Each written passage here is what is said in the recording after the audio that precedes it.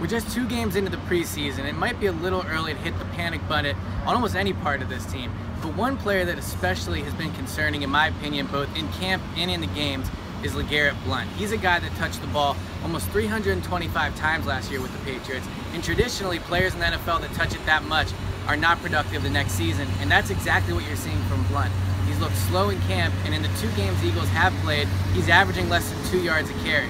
So the question is, how worried should the Eagles be? On one hand, Blount's a veteran player, he's a Super Bowl champion. The argument can be made that he's not exactly giving 100% in the preseason, and maybe that's okay as long as he's ready for week 1.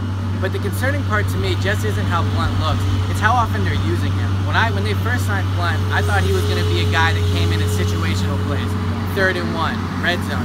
But he's been the dominant running back so far with the first team offense. He's carried the ball 9 times on about 5 drives, so he's averaging around 2 carries a drive. And if the Eagles keep that up, it looks like they plan on using him much more as a feature back and getting closer to those 200 carries than I thought originally. And the concern is, if they are going to plan to use him as that workhorse running back, coming off the year when he did touch the ball so much, are they A, using him in the wrong way, and B, if that is how they plan to use him, is he going to be able to do it? So obviously Jason Peters not playing against the Bills played a factor, but Jason Peters played against the Packers and Blount didn't look good there either.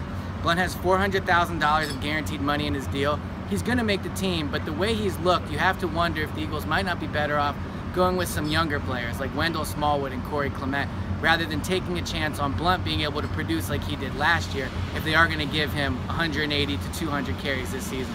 So we'll see what happens, but so far I think Blount's the player that you should be most concerned about on this team through the first 3 weeks of training camp.